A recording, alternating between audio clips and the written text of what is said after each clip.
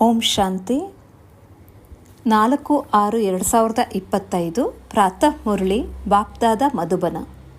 ಬಾಬಾ ತಿಳಿಸುತ್ತಾರೆ, ಮಧುರ ಮಕ್ಕಳೇ, ನೀವೀಗ ಶ್ರೀಮತದಂತೆ ಶಾಂತಿಯ ಆಳದಲ್ಲಿ ಹೋಗುತ್ತೀರಿ. ನಿಮಗೆ ತಂದೆಯಿಂದ ಶಾಂತಿಯ ಆಸ್ತಿಯೂ ಸಿಗುತ್ತದೆ. ಶಾಂತಿಯಲ್ಲಿ ಎಲ್ಲವೂ ಬಂದು ಬಿಡುತ್ತದೆ.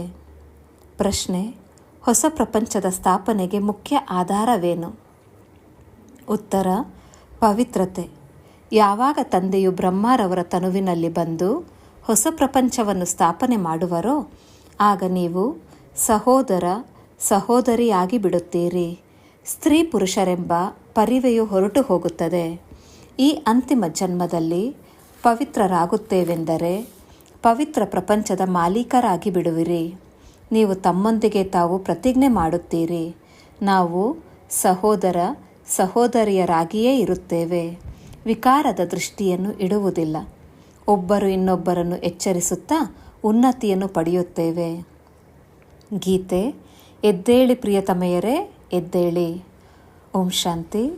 ಮಧುರಾತಿ ಮಧುರ ಆತ್ಮೀಯ ಮಕ್ಕಳು, ಗೀತೆಯನ್ನು ಕೇಳಿದಿರಿ ಮತ್ತು ಬುದ್ಧಿಯಲ್ಲಿ ಸ್ವದರ್ಶನ ಚಕ್ರವು ತಿರುಗಿತು. ತಂದೆಯು ಸ್ವದರ್ಶನ ಚಕ್ರಧಾರಿ ಎಂದು ಕರೆಸಿಕೊಳ್ಳುತ್ತಾರೆ, ಏಕೆಂದರೆ ಸೃಷ್ಟಿಯ ಆದಿ ಮಧ್ಯ ಅಂತ್ಯವನ್ನು ಅರಿತುಕೊಳ್ಳುವುದು ಸ್ವದರ್ಶನ ಚಕ್ರಧಾರಿಗಳಾಗುವುದಾಗಿದೆ. ಈ ಮಾತುಗಳನ್ನು ತಂದೆಯ ವಿನಃ ಮತ್ಯಾರೂ ತಿಳಿಸಲು ಸಾಧ್ಯವಿಲ್ಲ. ನೀವು ಬ್ರಾಹ್ಮಣರ ಎಲ್ಲ ಆಧಾರವು ಶಾಂತಿಯ ಮೇಲಿದೆ. ಶಾಂತಿದೇವನೇ, ಶಾಂತಿಯನ್ನು ನೀಡುವ ತಂದೆಯೇ ಎಂದು ಎಲ್ಲ ಮನುಷ್ಯರು ಹೇಳುತ್ತಾರೆ. ಆದರೆ ಶಾಂತಿಯನ್ನು ಯಾರು ಕೊಡುತ್ತಾರೆ ಹಾಗೂ ಶಾಂತಿಧಾಮಕ್ಕೆ ಯಾರು ಕರೆದುಕೊಂಡು ಹೋಗುತ್ತಾರೆಂಬುದು ಯಾರಿಗೂ ತಿಳಿದಿಲ್ಲ. ಇದನ್ನು ಕೇವಲ ನೀವು ಮಕ್ಕಳೇ ತಿಳಿದುಕೊಂಡಿದ್ದೀರಿ. ಬ್ರಾಹ್ಮಣರೇ ಸ್ವದರ್ಶನ ಚಕ್ರಧಾರಿಗಳಾಗುತ್ತಾರೆ. ದೇವತೆಗಳು ಸ್ವದರ್ಶನ ಚಕ್ರಧಾರಿಗಳೆಂದು ಕರೆಸಿಕೊಳ್ಳಲು ಸಾಧ್ಯವಿಲ್ಲ. ಎಷ್ಟು ರಾತ್ರಿ ಹಗಲಿನ ಅಂತರವಿದೆ. ತಂದೆಯು ನೀವು ಮಕ್ಕಳಿಗೆ ತಿಳಿಸುತ್ತಾರೆ, ನಂಬರ್ವಾರ್ ಪುರುಷಾರ್ಥದ ಅನುಸಾರ ನೀವು ಪ್ರತಿಯೊಬ್ಬರೂ ಸ್ವದರ್ಶನ ಚಕ್ರಧಾರಿಗಳಾಗುತ್ತೀರಿ. ತಂದೆಯನ್ನು ನೆನಪು ಮಾಡುವುದು ಮುಖ್ಯ ಮಾತಾಗಿದೆ. ತಂದೆಯನ್ನು ನೆನಪು ಮಾಡುವುದೆಂದರೆ ಶಾಂತಿಯ ಆಸ್ತಿಯನ್ನು ಪಡೆಯುವುದು. ಶಾಂತಿಯಲ್ಲಿ ಮತ್ತೆಲ್ಲವೂ ಬಂದು ಬಿಡುತ್ತದೆ. ನಿಮ್ಮ ಆಯುಷ್ಯು ದೀರ್ಘವಾಗುತ್ತದೆ. ನಿರೋಗಿ ಕಾಯ ಆಗುತ್ತಾ ಹೋಗುತ್ತೀರಾ. ತಂದೆಯ ವಿನಃ ಮತ್ಯಾರೂ ಸ್ವದರ್ಶನ ಚಕ್ರಧಾರಿಗಳನ್ನಾಗಿ ಮಾಡಲು ಸಾಧ್ಯವಿಲ್ಲ. ಆತ್ಮವೇ ಆಗುತ್ತದೆ. ತಂದೆಯೂ ಆಗಿದ್ದಾರೆ, ಏಕೆಂದರೆ ಸೃಷ್ಟಿಯ ಆದಿ ಮಧ್ಯ ಅಂತ್ಯದ ಜ್ಞಾನವಿದೆ. ಈಗ ಹೊಸ ಪ್ರಪಂಚವು ಸ್ಥಾಪನೆಯಾಗುತ್ತಿದೆ ಎಂಬ ಗೀತೆಯನ್ನು ಕೇಳಿದಿರಿ. ಗೀತೆಗಳನ್ನು ಮನುಷ್ಯರೇ ರಚಿಸಿದ್ದಾರೆ. ತಂದೆಯು ಕುಳಿತು ಅದರ ಸಾರವನ್ನು ತಿಳಿಸುತ್ತಾರೆ. ಅವರು ಎಲ್ಲ ಆತ್ಮಗಳ ತಂದೆಯಾಗಿದ್ದಾರೆ. ಅಂದಾಗ ಎಲ್ಲ ಮಕ್ಕಳು ಪರಸ್ಪರ ಸಹೋದರರಾಗಿ ಬಿಡುತ್ತೀರಿ. ತಂದೆಯು ಹೊಸ ಪ್ರಪಂಚವನ್ನು ರಚಿಸುತ್ತಾರೆಂದರೆ ಪ್ರಜಾಪಿತ ಬ್ರಹ್ಮನ ಮೂಲಕ ನೀವು ಸಹೋದರ ಸಹೋದರಿ ಆಗುತ್ತೀರಿ. ಪ್ರತಿಯೊಬ್ಬರೂ ಬ್ರಹ್ಮಕುಮಾರ ಬ್ರಹ್ಮಕುಮಾರಿಯಾಗಿದ್ದಾರೆ. ಇದು ಬುದ್ಧಿಯಲ್ಲಿದೆ. ಬುದ್ಧಿಯಲ್ಲಿದ್ದರೆ ಸ್ತ್ರೀ ಪುರುಷರೆಂಬ ದೃಷ್ಟಿಯು ಹೊರಟು ಹೋಗುತ್ತದೆ. ವಾಸ್ತವದಲ್ಲಿ ನಾವು ಸಹೋದರ ಸಹೋದರರಾಗಿದ್ದೇವೆ ಎಂಬುದನ್ನು ಮನುಷ್ಯರು ತಿಳಿದುಕೊಂಡಿಲ್ಲ. ಮತ್ತು ತಂದೆಯು ರಚನೆಯನ್ನು ರಚಿಸಿದಾಗ ಸಹೋದರ ಸಹೋದರಿಯಾಗಿ ಬಿಡುತ್ತೇವೆ. ವಿಕಾರದ ದೃಷ್ಟಿಯು ಕಳೆಯುತ್ತದೆ. ತಂದೆಯು ನೆನಪು ತರಿಸುತ್ತಾರೆ, ಹೇ ಪತಿತ ಪಾವನ ಎಂದು ನೀವು ಕರೆಯುತ್ತಾ ಬಂದಿದ್ದೀರಿ. ಆದ್ದರಿಂದ ನಾನೀಗ ಬಂದಿದ್ದೇನೆ. ಈ ಅಂತಿಮ ಜನ್ಮದಲ್ಲಿ ಪವಿತ್ರರಾಗಿರಿ ಎಂದು ನಿಮಗೆ ಹೇಳುತ್ತೇನೆ. ಅಂದ ಮೇಲೆ ಪವಿತ್ರ ಪ್ರಪಂಚದ ಮಾಲೀಕರಾಗುತ್ತೀರಿ. ನಿಮ್ಮ ಮನೆಯಲ್ಲಿಯೂ ಈ ಪ್ರದರ್ಶನಿ ಇರಬೇಕು, ಏಕೆಂದರೆ ನೀವು ಮಕ್ಕಳು ಬ್ರಾಹ್ಮಣರಾಗಿದ್ದೀರಿ. ನಿಮ್ಮ ಮನೆಯಲ್ಲಿ ಈ ಚಿತ್ರವು ಇರಲೇಬೇಕಾಗಿದೆ. ಇವುಗಳ ಬಗ್ಗೆ ತಿಳಿಸಿಕೊಡುವುದು ಬಹಳ ಸಹಜವಾಗಿದೆ. 84 ಚಕ್ರವಂತೂ ಬುದ್ಧಿಯಲ್ಲಿದೆ. ಒಳ್ಳೆಯದು, ನಿಮಗೆ ಒಬ್ಬ ಬ್ರಾಹ್ಮಣಿಯನ್ನು ಕಳಿಸಿಕೊಡುತ್ತೇವೆ. ಅವರು ಬಂದು ಸರ್ವಿಸ್ ಮಾಡಿ ಹೋಗುವರು. ಪ್ರದರ್ಶನಿಯನ್ನು ತೆರೆಯಿರಿ. ಭಕ್ತಿ ಮಾರ್ಗದಲ್ಲಿಯೂ ಯಾರಾದರೂ ಕೃಷ್ಣನ ಪೂಜೆ ಅಥವಾ ಮಂತ್ರ ಇತ್ಯಾದಿಗಳನ್ನು ಅರಿತಿಲ್ಲವೆಂದರೆ ಬ್ರಾಹ್ಮಣರನ್ನು ಕರೆಸುತ್ತಾರೆ. ಅವರು ನಿತ್ಯವೂ ಬಂದು ಕೃಷ್ಣನ ಪೂಜೆ ಅಥವಾ ಮಂತ್ರ ಇತ್ಯಾದಿಗಳನ್ನು ಮಾಡುತ್ತಾರೆ. ಇಲ್ಲಿ ನೀವು ಸಹೋದರಿಯನ್ನು ಕರೆಸಬಹುದು. ಇದು ಬಹಳ ಸಹಜವಾಗಿದೆ. ತಂದೆಯು ಪ್ರಜಾಪಿತ ಬ್ರಹ್ಮನ ಮೂಲಕ ಸೃಷ್ಟಿಯನ್ನು ರಚಿಸಿದರೆಂದು ಅವಶ್ಯವಾಗಿ ಬ್ರಹ್ಮಕುಮಾರ ಕುಮಾರಿಯರು ಸಹೋದರಿಯಾಗಿದ್ದಾರೆ. ನೀವು ಪ್ರತಿಜ್ಞೆ ಮಾಡುತ್ತೀರಿ, ನಾವಿಬ್ಬರು ಸಹೋದರ ಸಹೋದರಿಯಾಗುತ್ತೇವೆ, ವಿಕಾರದ ದೃಷ್ಟಿಯನ್ನು ಇಡುವುದಿಲ್ಲ, ಒಬ್ಬರು ಇನ್ನೊಬ್ಬರನ್ನು ಎಚ್ಚರಿಸುತ್ತಾ ಉನ್ನತಿಯನ್ನು ಪಡೆಯುತ್ತೇವೆ. ಮುಖ್ಯವಾದುದು ನೆನಪಿನ ಯಾತ್ರೆ ಆಗಿದೆ. ಅವರು ವೈಜ್ಞಾನಿಕ ಬಲದಿಂದ ಎಷ್ಟೊಂದು ಎತ್ತರಕ್ಕೆ ಹೋಗುವ ಪ್ರಯತ್ನವನ್ನು ಪಡುತ್ತಾರೆ, ಆದರೆ ಮೇಲೆ ಯಾವುದೇ ಪ್ರಪಂಚವಿಲ್ಲ. ಇದು ವಿಜ್ಞಾನದ ಅತಿಯಲ್ಲಿ ಹೋಗುವುದಾಗಿದೆ. ನೀವೀಗ ಶ್ರೀಮತದಂತೆ ಶಾಂತಿಯ ತುದಿಗೆ ಹೋಗುತ್ತೀರಿ. ಅವರದು ಸೈನ್ಸ್, ನಿಮ್ಮದು ಸೈಲೆನ್ಸ್ ಆಗಿದೆ. ಮಕ್ಕಳಿಗೆ ತಿಳಿದಿದೆ, ಆತ್ಮವು ಸ್ವಯಂ ಶಾಂತ ಸ್ವರೂಪವಾಗಿದೆ. ಕೇವಲ ಈ ಶರೀರದ ಮೂಲಕ ಪಾತ್ರವನ್ನು ಅಭಿನಯಿಸಲಾಗುತ್ತದೆ. ಕರ್ಮ ಮಾಡದೆ ಯಾರೂ ಇರಲು ಸಾಧ್ಯವಿಲ್ಲ.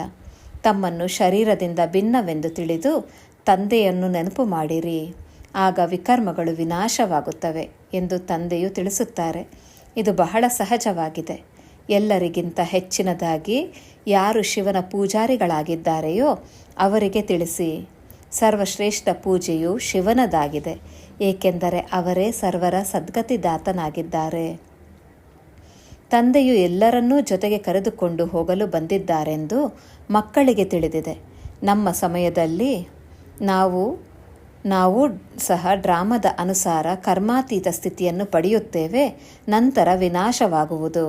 ನಾವಾತ್ಮಗಳು ಸತೋಪ್ರಧಾನರಾಗಲೇಬೇಕೆಂದು ಬಹಳ ಪುರುಷಾರ್ಥ ಮಾಡಬೇಕಾಗಿದೆ. ತಂದೆಯ ಶ್ರೀಮತದಂತೆ ನಡೆಯಬೇಕಾಗಿದೆ. ಶ್ರೀಮತ್ ಭಗವದ್ಗೀತೆ ಎಂದು ಹೇಳುತ್ತಾರೆ. ಎಷ್ಟು ದೊಡ್ಡ ಮಹಿಮೆಯಾಗಿದೆ. ಸರ್ವಗುಣ ಸಂಪನ್ನರು, ಸಂಪೂರ್ಣ ನಿರ್ವಿಕಾರಿಗಳು ಎಂದು ದೇವತೆಗಳ ಮಹಿಮೆ ಮಾಡುತ್ತಾರೆ. ತಂದೆಯೇ ಬಂದು ಸಂಪೂರ್ಣ ಪಾವನರನ್ನಾಗಿ ಮಾಡುತ್ತಾರೆ. ಯಾವಾಗ ಸಂಪೂರ್ಣ ಪತಿತ ಪ್ರಪಂಚವಾಗುವುದೋ ಆಗಲೇ ತಂದೆಯು ಬಂದು ಸಂಪೂರ್ಣ ಪಾವನ ಪ್ರಪಂಚವನ್ನು ಮಾಡುತ್ತಾರೆ. ನಾವು ಭಗವಂತನ ಮಕ್ಕಳಾಗಿದ್ದೇವೆಂದು ಎಲ್ಲರೂ ಹೇಳುತ್ತಾರೆ. ಅಂದ ಮೇಲೆ ಅವಶ್ಯವಾಗಿ ಸ್ವರ್ಗದ ಆಸ್ತಿ ಇರಬೇಕಲ್ಲವೇ? ಪ್ರಜಾಪಿತ ಬ್ರಹ್ಮರವರ ಮೂಲಕ ನಾವೀಗ ಸಹೋದರ ಸಹೋದರಿಯಾಗಿದ್ದೇವೆ. ಕಲ್ಪದ ಮೊದಲು ತಂದೆಯು ಬಂದಿದ್ದರು. ಆದ್ದರಿಂದಲೇ ಶಿವ ಜಯಂತಿಯನ್ನು ಆಚರಿಸುತ್ತಾರೆ. ಅವಶ್ಯವಾಗಿ ಪ್ರಜಾಪಿತ ಬ್ರಹ್ಮನ ಮಕ್ಕಳು ಆಗಿದ್ದೀರಿ. ತಂದೆಯೊಂದಿಗೆ ಪ್ರತಿಜ್ಞೆ ಮಾಡುತ್ತಾರೆ, ಬಾಬಾ, ನಾವು ಪರಸ್ಪರ ಜೊತೆಗಾರರಾಗಿದ್ದು ಪವಿತ್ರರಾಗಿರುತ್ತೇವೆ. ತಮ್ಮ ಆದೇಶದಂತೆ ನಡೆಯುತ್ತೇವೆ. ಯಾವುದೇ ದೊಡ್ಡ ಮಾತಲ್ಲ. ಇದು ಈಗ ಅಂತಿಮ ಜನ್ಮವಾಗಿದೆ. ಈ ಮೃತ್ಯುಲೋಕವು ಸಮಾಪ್ತಿಯಾಗಲಿದೆ. ನೀವೀಗ ಬುದ್ಧಿವಂತರಾಗಿದ್ದೀರಿ. ಯಾರಾದರೂ ತಮ್ಮನ್ನು ಭಗವಂತನೆಂದು ಹೇಳಿಕೊಂಡರೆ ಭಗವಂತನಂತೂ ಸರ್ವರ ಸದ್ಗತಿದಾತನಾಗಿದ್ದಾರೆ ಅಂದ ಮೇಲೆ ಇವರು ತಮ್ಮನ್ನು ಕರೆಸಿಕೊಳ್ಳಲು ಹೇಗೆ ಸಾಧ್ಯವೆಂದು ಹೇಳುತ್ತೀರಿ. ಆದರೆ ಇದೂ ಸಹ ನಾಟಕದ ಆಟವೆಂದು ತಿಳಿಯುತ್ತೀರಿ. ತಂದೆಯು ನೀವು ಮಕ್ಕಳನ್ನು ಸ್ವದರ್ಶನ ಚಕ್ರಧಾರಿಗಳನ್ನಾಗಿ ಮಾಡುತ್ತಿದ್ದಾರೆ. ತಂದೆಯು ತಿಳಿಸುತ್ತಾರೆ, ಈಗ ಸರ್ವೀಸಿನಲ್ಲಿ ತತ್ಪರರಾಗಿರಿ. ಮನೆ ಮನೆಯಲ್ಲಿಯೂ ಪ್ರದರ್ಶನಿಯನ್ನು ತೆರೆಯಿರಿ. ಇಂತಹ ಮಹಾನ್ ಪುಣ್ಯವು ಮತ್ಯಾವುದೂ ಇಲ್ಲ. ಯಾರಿಗಾದರೂ ತಂದೆಯ ಮಾರ್ಗವನ್ನು ತಿಳಿಸುವಂತಹ ದಾನವೂ ಮತ್ತೊಂದಿಲ್ಲ. ತಂದೆ ಹೇಳುತ್ತಾರೆ, ನನ್ನೊಬ್ಬನನ್ನೇ ನೆನಪು ಮಾಡಿರಿ, ಪಾಪ ವಿನಾಶವಾಗುತ್ತದೆ. ಹೇ ಪತಿತ ಪಾವನ, ಮುಕ್ತಿದಾತ, ಮಾರ್ಗದರ್ಶಕ, ಬನ್ನಿ ಎಂದು ತಂದೆಯನ್ನು ನೀವು ಕರೆಯುವುದೇ ಇದಕ್ಕಾಗಿ. ನಿಮ್ಮ ಹೆಸರು ಪಾಂಡವ ಎಂದು ಗಾಯನವಿದೆ. ತಂದೆಯು ಪಂಡ ಅಂದರೆ ಮಾರ್ಗದರ್ಶಕನಾಗಿದ್ದಾರೆ. ಎಲ್ಲ ಆತ್ಮಗಳನ್ನು ಕರೆದುಕೊಂಡು ಹೋಗುತ್ತಾರೆ. ಹೇಗೆ ಅವರು ಸ್ಥೂಲ ಮಾರ್ಗದರ್ಶಕರಿರುತ್ತಾರೆ, ಇವರು ಆತ್ಮೀಯ ಮಾರ್ಗದರ್ಶಕನಾಗಿದ್ದಾರೆ. ಅದು ಸ್ಥೂಲ ಯಾತ್ರೆ, ಇದು ಆತ್ಮಿಕ ಯಾತ್ರೆಯಾಗಿದೆ. ಸತ್ಯಯುಗದಲ್ಲಿ ಭಕ್ತಿ ಮಾರ್ಗದ ಸ್ಥೂಲ ಯಾತ್ರೆಗಳು ಇರುವುದಿಲ್ಲ. ಅಲ್ಲಿ ನೀವು ಪೂಜ್ಯರಾಗಿರುತ್ತೀರಿ. ಈಗ ತಂದೆಯು ನಿಮ್ಮನ್ನು ಎಷ್ಟೊಂದು ಬುದ್ಧಿವಂತರನ್ನಾಗಿ ಮಾಡುತ್ತಾರೆ. ಅಂದ ಮೇಲೆ ತಂದೆಯ ಮತದಂತೆ ನಡೆಯಬೇಕಲ್ಲವೇ? ಯಾವುದೇ ಸಂಶಯವಿಲ್ಲದೆ ಕೇಳಿರಿ. ತಂದೆಯು ನಿಮ್ಮನ್ನು ಎಷ್ಟೊಂದು ಬುದ್ಧಿವಂತರನ್ನಾಗಿ ಮಾಡುತ್ತಾರೆ. ಯಾವುದೇ ಸಂಶಯವಿಲ್ಲದೆ ಕೇಳಿರಿ. ತಂದೆಯು ತಿಳಿಸುತ್ತಾರೆ, ಮಧುರಾತಿ ಮಧುರ ಮಕ್ಕಳೇ, ದೇಹಿ ಅಭಿಮಾನಿಗಳಾಗಿ ತಮ್ಮನ್ನು ಆತ್ಮನೆಂದು ತಿಳಿದು ತಂದೆಯನ್ನು ನೆನಪು ಮಾಡಿ. ನೀವು ನನ್ನ ಮುದ್ದು ಮಕ್ಕಳಾಗಿದ್ದೀರಲ್ಲವೇ? ಅರ್ಧ ಕಲ್ಪ ಪ್ರಿಯತಮೇ ಆಗಿದ್ದೀರಿ. ನನ್ನೊಬ್ಬನಿಗೆ ಎಷ್ಟು ಹೆಸರುಗಳನ್ನು ಇಟ್ಟಿದ್ದಾರೆ, ಎಷ್ಟೊಂದು ಹೆಸರು, ಎಷ್ಟೊಂದು ಮಂದಿರಗಳನ್ನು ಕಟ್ಟಿಸುತ್ತಾರೆ. ನಾನು ಒಬ್ಬನೇ ಆಗಿದ್ದೇನೆ. ನನ್ನ ಹೆಸರಾಗಿದೆ ಶಿವ. ನಾನು 5000 ವರ್ಷಗಳ ಮೊದಲೂ ಸಹ ಭಾರತದಲ್ಲಿಯೇ ಬಂದಿದ್ದೆನು. ಮಕ್ಕಳನ್ನು ದತ್ತು ಮಾಡಿಕೊಂಡಿದ್ದೆನು. ಈಗಲೂ ದತ್ತು ಮಾಡಿಕೊಳ್ಳುತ್ತೇನೆ. ನೀವು ಬ್ರಹ್ಮನ ಮಕ್ಕಳಾಗಿರುವ ಕಾರಣ ಮೊಮ್ಮಕ್ಕಳಾದಿರಿ. ಇಲ್ಲಿ ಆತ್ಮಕ್ಕೆ ಆಸ್ತಿಯೂ ಸಿಗುತ್ತದೆ. ಇದರಲ್ಲಿ ಸಹೋದರ ಸಹೋದರಿ ಎನ್ನುವ ಪ್ರಶ್ನೆ ಬರುವುದಿಲ್ಲ. ಆತ್ಮವೇ ಓದುತ್ತದೆ, ಆಸ್ತಿಯನ್ನು ತೆಗೆದುಕೊಳ್ಳುತ್ತದೆ. ಎಲ್ಲರಿಗೂ ಈ ಅಧಿಕಾರವಿದೆ. ನೀವು ಮಕ್ಕಳು ಹಳೆಯ ಪ್ರಪಂಚದಲ್ಲಿ ಏನೆಲ್ಲವನ್ನು ನೋಡುತ್ತೀರೋ ಇದೆಲ್ಲವೂ ವಿನಾಶವಾಗಲಿದೆ. ಮಹಾಭಾರತ ಯುದ್ಧವೂ ನಿಂತಿದೆ. ಬೇಹದ್ದಿನ ತಂದೆಯೇ ಬೇಹದ್ದಿನ ಆಸ್ತಿಯನ್ನು ಕೊಡುತ್ತಾರೆ, ಬೇಹದ್ದಿನ ಜ್ಞಾನವನ್ನು ತಿಳಿಸುತ್ತಿದ್ದಾರೆ. ಅಂದ ಮೇಲೆ ಬೇಹದ್ದಿನ ತ್ಯಾಗವೂ ಬೇಕಲ್ಲವೇ? ನಿಮಗೆ ತಿಳಿದಿದೆ, ತಂದೆಯು ರಾಜಯೋಗವನ್ನು ಕಲಿಸಿದ್ದರು, ರಾಜಸ್ವ ಅಶ್ವಮೇಧ ಯಜ್ಞವನ್ನು ರಚಿಸಿದ್ದರು. ಮತ್ತು ರಾಜ್ಯಭಾರಕ್ಕಾಗಿ ಸತ್ಯಯುಗಿ ಹೊಸ ಪ್ರಪಂಚವು ಅವಶ್ಯವಾಗಿ ಬೇಕು. ಹಳೆಯ ಪ್ರಪಂಚದ ವಿನಾಶವೂ ಆಗಿತ್ತು. ಇದು 5,000 ವರ್ಷಗಳ ಮಾತಲ್ಲವೇ? ಇದೇ ಯುದ್ಧವಾಗಿತ್ತು. ಯಾವುದರಿಂದ ಸ್ವರ್ಗದ ಬಾಗಿಲು ತೆರೆದಿತ್ತು? ಬೋರ್ಡಿನ ಮೇಲೆ ಬರೆಯಿರಿ, ಹೇಗೆ ಸ್ವರ್ಗದ ಬಾಗಿಲು ತೆರೆಯುತ್ತದೆ ಎಂದು ಬಂದು ತಿಳಿದುಕೊಳ್ಳಿ. ನಿಮಗೆ ತಿಳಿಸಿಕೊಡಲಾಗದಿದ್ದರೆ ಅನ್ಯರನ್ನು ಕರೆಸಿರಿ.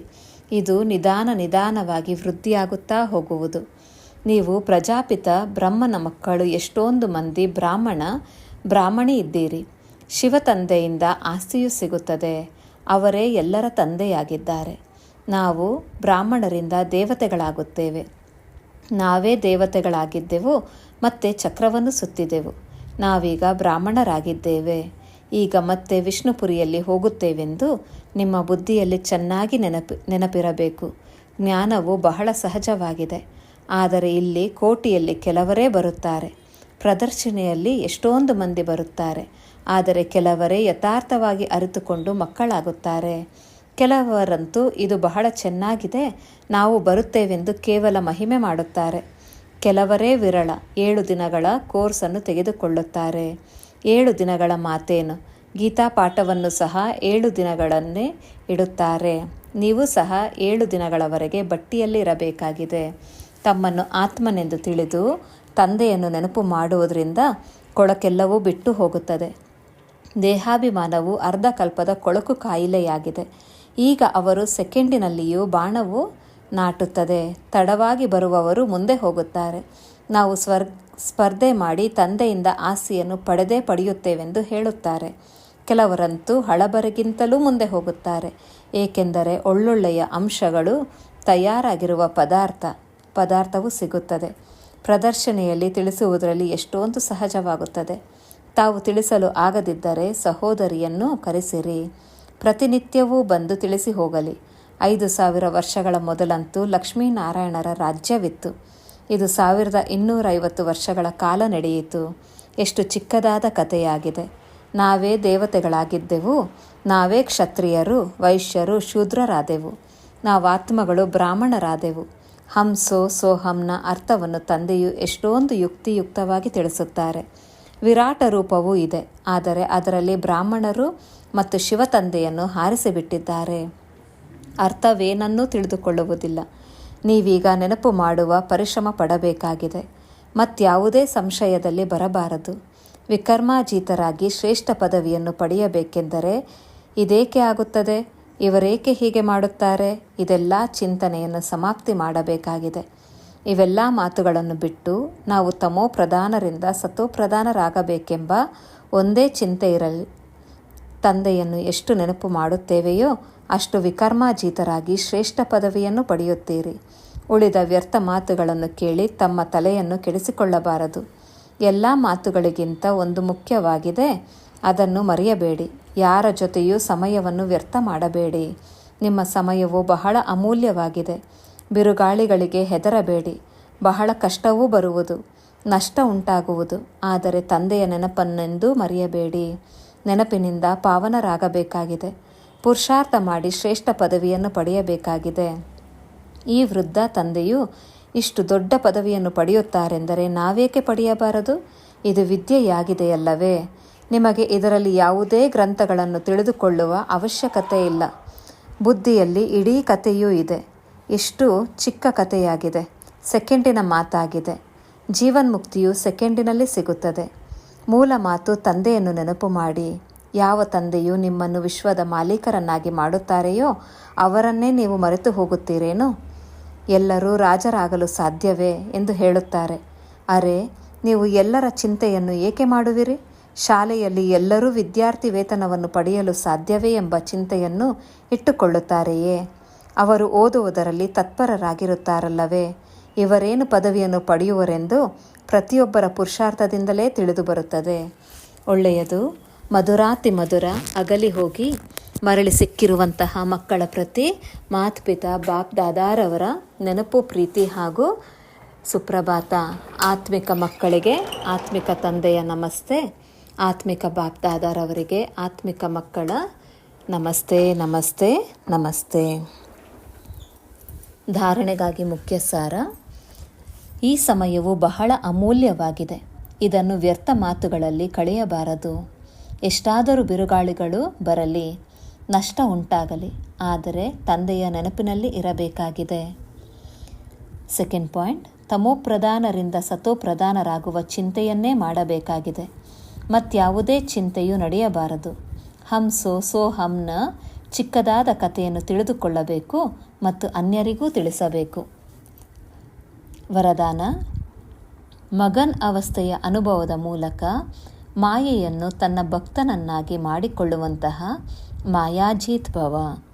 ಮಗನ್ ಅವಸ್ಥೆಯ ಅನುಭವ ಮಾಡಲು ತಮ್ಮ ಅನೇಕ ಟೈಟಲ್ಸ್ ಅಥವಾ ಸ್ವರೂಪ, ಅನೇಕ ಗುಣಗಳ ಶೃಂಗಾರ, ಅನೇಕ ಪ್ರಕಾರದ ಖುಷಿಯ ಆತ್ಮಿಕ ನಶೆಯ ರಚಯಿತ ಮತ್ತು ರಚನೆಯ ವಿಸ್ತಾರದ ಪಾಯಿಂಟ್ಸ್, ಪ್ರಾಪ್ತಿಗಳ ಪಾಯಿಂಟ್ಸನ್ನು ಸ್ಮೃತಿಯಲ್ಲಿ ಇಟ್ಟುಕೊಳ್ಳಿ. ನಿಮಗೆ ಏನು ಇಷ್ಟವೋ ಅದರ ಮೇಲೆ ಮನನ ಮಾಡಿ. ಆಗ ಮಗನ್ ಅವಸ್ಥೆ ಸಹಜವಾಗಿ ಅನುಭವವಾಗುವುದು. ಮಾಯೆ ಸದಾ ಕಾಲಕ್ಕಾಗಿ ನಮಸ್ಕಾರ ಮಾಡುತ್ತದೆ. ಸಂಗಮಯುಗದ ಮೊದಲ ಭಕ್ತ ಮಾಯೆ ಆಗಿಬಿಡುತ್ತದೆ. ಯಾವಾಗ ನೀವು ಮಾಯಾಜೀತ್ ಮಾಸ್ಟರ್ ಭಗವಾನ್ ಆಗುವಿರಿ, ಆಗ ಮಾಯೆ ಭಕ್ತ ಆಗಿಬಿಡುವುದು. ಸ್ಲೋಗನ್: ತಮ್ಮ ಉಚ್ಚಾರಣೆ ಮತ್ತು ಆಚರಣೆ ಬ್ರಹ್ಮ ತಂದೆಯ ಸಮಾನವಾಗಿರಲಿ, ಆಗ ಹೇಳಲಾಗುವುದು ಸತ್ಯ ಬ್ರಾಹ್ಮಣ. ಅವ್ಯಕ್ತ ಸೂಚನೆ: ಆತ್ಮಿಕ ಸ್ಥಿತಿಯಲ್ಲಿ ಇರುವಂತಹ ಅಭ್ಯಾಸ ಮಾಡಿ ಅಂತರ್ಮುಖಿಯಾಗಿರಿ. ನೆನಪಿನಲ್ಲಿ ನಿರಂತರವಾಗಿರಲು ಸಹಜ ಸಾಧನವಾಗಿದೆ ಪ್ರವೃತ್ತಿಯಲ್ಲಿ ಇರುತ್ತಾ ಪರವೃತ್ತಿಯಲ್ಲಿ ಇರುವುದು. ಪರವೃತ್ತಿ ಎಂದರೆ ಆತ್ಮಿಕ ರೂಪ. ಈ ರೀತಿ ಆತ್ಮಿಕ ರೂಪದಲ್ಲಿ ಇರುವವರು ಸದಾ ಭಿನ್ನ ಆಗಿ ತಂದೆಯವರಾಗಿರುತ್ತಾರೆ. ಏನೇ ಮಾಡಿದರೂ ಈ ರೀತಿ ಅನುಭವ ಆಗುವುದು. ಕೆಲಸ ಮಾಡಿಲ್ಲ, ಆದರೆ ಆಟ ಆಡಿದೆ. ಈ ಆತ್ಮಿಕ ನಯನ, ಈ ಆತ್ಮಿಕ ಮೂರ್ತಿ ಇಂತಹ ದರ್ಪಣ ಆಗಿಬಿಡುವುದು. ಯಾವ ದರ್ಪಣದಲ್ಲಿ ಪ್ರತಿಯೊಂದು ಆತ್ಮ ಯಾವುದೇ ಪರಿಶ್ರಮವಿಲ್ಲದೆ ಆತ್ಮಿಕ ಸ್ವರೂಪವನ್ನೇ ನೋಡುವುದು. ಓಂ ಶಾಂತಿ.